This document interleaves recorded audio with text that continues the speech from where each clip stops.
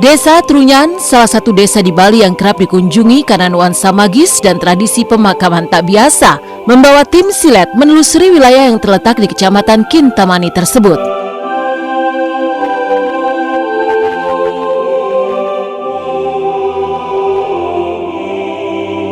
Beragam kisah tak biasa dari mayat yang tak berbau busuk diisi paling banyak oleh 11 jenazah, misteri pohon teru menyan, hingga mitos tak boleh mengambil barang apapun dari desa Trunyan akan dikupas dalam silet misteri berikut ini.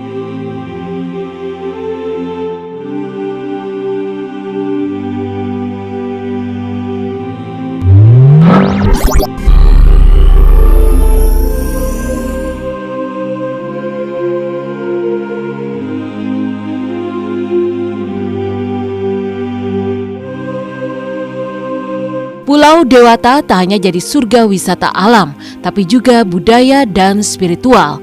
Desa Trunyan, desa dengan prosesi pemakaman unik, adalah salah satunya. Jika umumnya jenazah orang yang sudah meninggal dikubur di dalam tanah, di Trunyan, jasad orang yang meninggal diletakkan di atas tanah. Secara khusus, tim silat menguak fakta dan mitos, termasuk fakta tak adanya bau busuk dari jenazah yang diletakkan di atas tanah di pemakaman desa Trunyan. Sebelum sampai di desa adat tersebut, tim silat harus melewati perjalanan darat sekitar 2 jam dari Denpasar. Setelah melewati perjalanan darat, akses menuju desa adat Trunyan dilanjutkan dengan menggunakan perahu motor sekitar 15 hingga 20 menit untuk bisa tiba di tepi Danau Batur.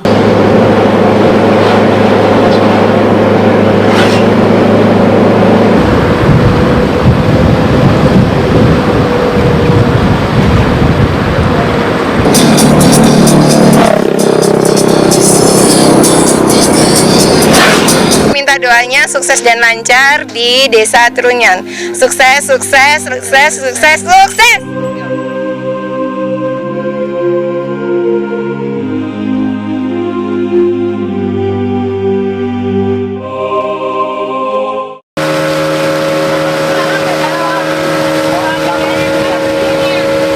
Silet, saat ini saya sedang berada di desa Trunyan. Saat ini kita harus menyeberangi laut dulu sekitar 15 menit. Nanti di sana kita akan melihat pemakaman, di mana makamnya itu jenazahnya tidak dikubur, akan tetapi disimpan di bawah pohon Trunyan.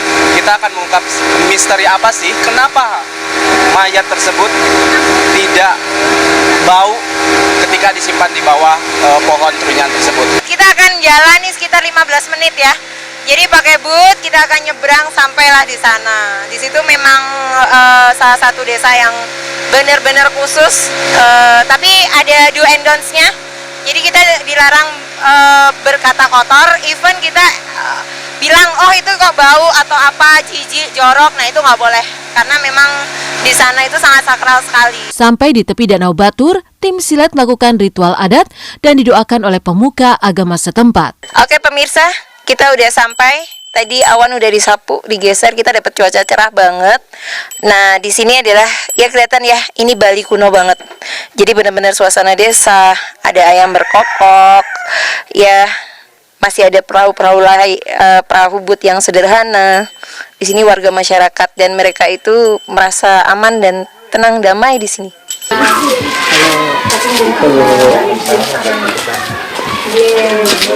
Sebelum kuburan kan kita dibersihkan dulu di mana? Aduh.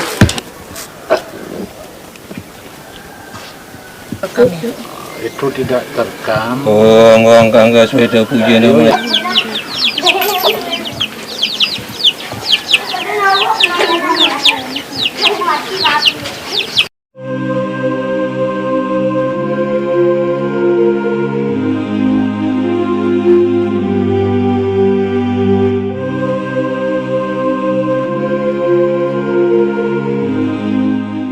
Untuk bisa sampai di Semawayah, pemakaman suci bagi orang-orang yang meninggal secara wajar, tim silet kembali menaiki perahu kecil.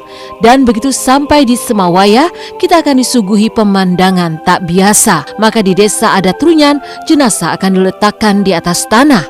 Ada 11 makam di sana, di mana setiap jenazahnya dilindungi pagar dari bambu untuk mencegah binatang memakan atau merusak jenazah. Jadi di sini ada 11 ya. 1, 2, 3, 4, 5, 6, 7, 8, 9, 10, 11. Oke, angka 11 bermakna tujuan ya. Di sini kurungannya ini memang sengaja, jadi supaya tidak dimakan binatang-binatang, jadi memang dikurung dulu sampai nanti kalau sudah kering baru nanti dipindahkan. Dan angka ini tetap angka 11. Sepertinya kalau dilihat dari kondisi mayatnya, dilihat dari kondisi tengkoraknya, sepertinya ini yang paling tua karena ada jumlah 11. Kalau misalnya ada yang meninggal lagi, ini akan dipindahkan tengkoraknya, jadi jumlahnya akan 11 lagi. Kalau soal mayat digeletakin itu mungkin adatnya atau memang tidak ada tempat atau gimana, nggak ngerti. Ya, diletakkan begitu saja dan juga mukanya tidak ditutup. Itu sengaja mereka tidak tutup mukanya. Jadi dibekali, ini juga ada yang baru meninggal sepertinya, dibekali tongkatnya. Mungkin beliau masa-masa hidup mungkin agak cacat begitu. Jadi sampai tongkatnya pun dibekali. Ya, sebelum bangun biasanya sih ada doa-doa seperti yang seperti masyarakat Bali umumnya ya. Itu pasti ada doanya gitu ya. Setelah proses itu ya baru proses penguburan.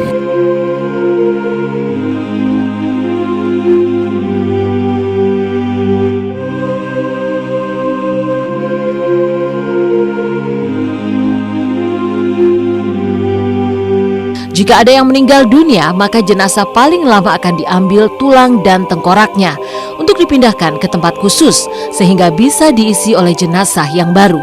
Kalau sudah benar-benar kering ya, dan tengkorak itu akan diambil. Nah, untuk mengambilnya itu juga pakai upacara khusus. Jenazah atau mayat ditaruh di depan begitu aja, yang pasti kan mayat itu bau. Tapi mungkin karena kepercayaan dari agama mereka itu seperti itu ya, saya juga nggak bisa ini ya maksud. Jadi tempat untuk penempatan mayat itu memang ada maksimalnya, ada 11 lubang. Begitu dari dulu itu belum pernah penuh.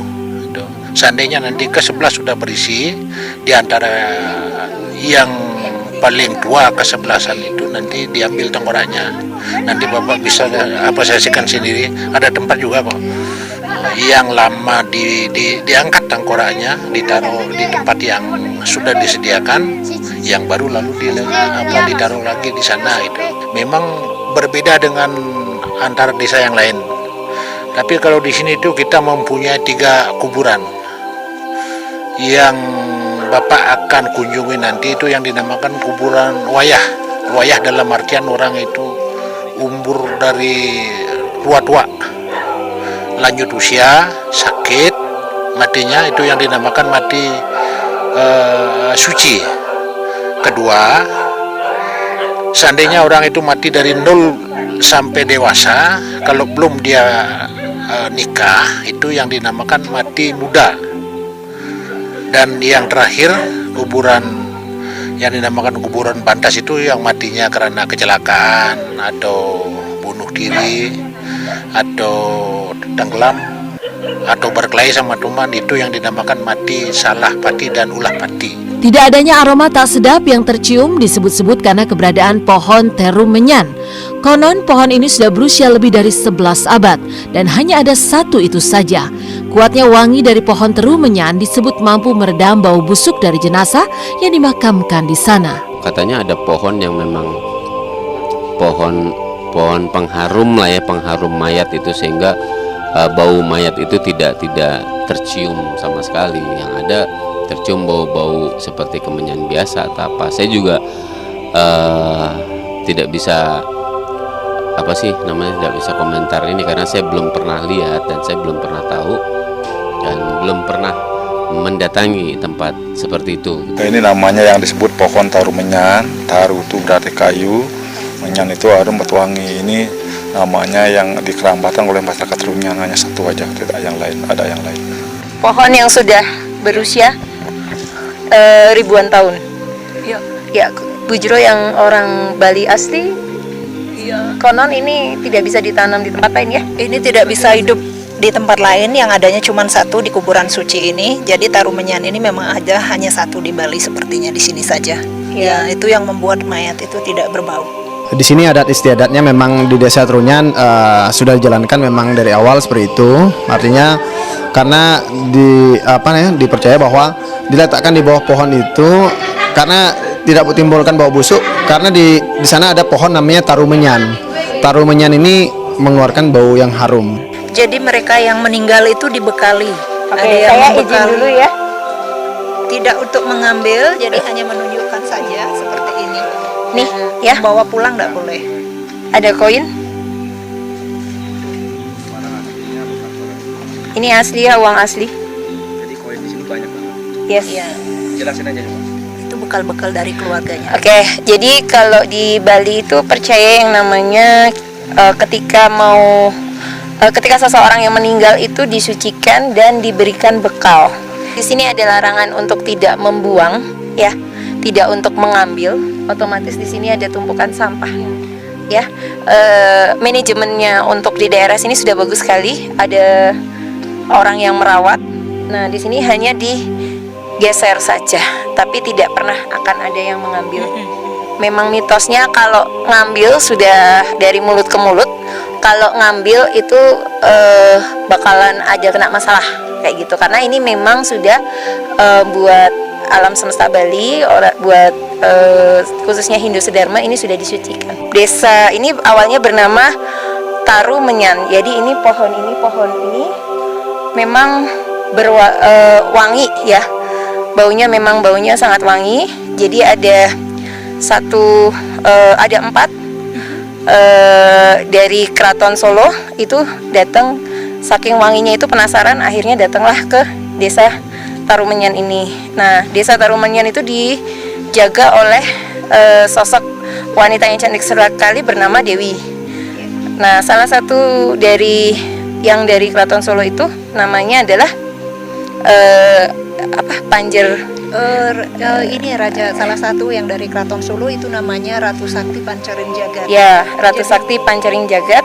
Nah, akhirnya mereka menikah. Jadi untuk mengelabui supaya kerajaan mereka itu tetap aman, nah mereka memutuskan kalau ada yang meninggal itu tidak diaben, tetapi untuk meredam wanginya itu ditaruhlah begini. Tapi dengan ritual yang tetap tidak melanggar dari adat istiadat Bali. Beliau ini datangnya dari Majapahit.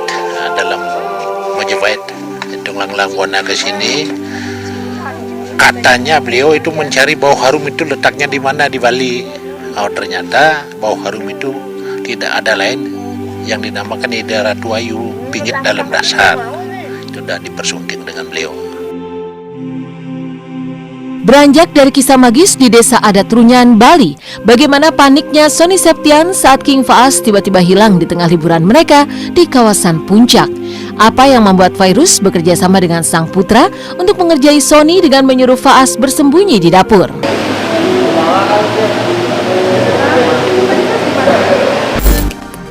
Meninggalkan misteri kuburan Trunyan, di lain kisah, Fairuz Arafik dan Sony Septian mendadak panik hebat di tengah sukacita menikmati liburan keluarga di kawasan Puncak. Pasangan muda ini panik lantaran Faas, buah hati Fairuz, tiba-tiba menghilang. Lantas seperti apa ekspresi kepanikan Fairuz dan Sony? Bagaimana bisa Faas luput dari perhatian mereka? Lalu, apa sebenarnya yang terjadi? Jadi jangan lupa untuk subscribe Cumi Cumi. Ditekan ya tombol lonceng merahnya.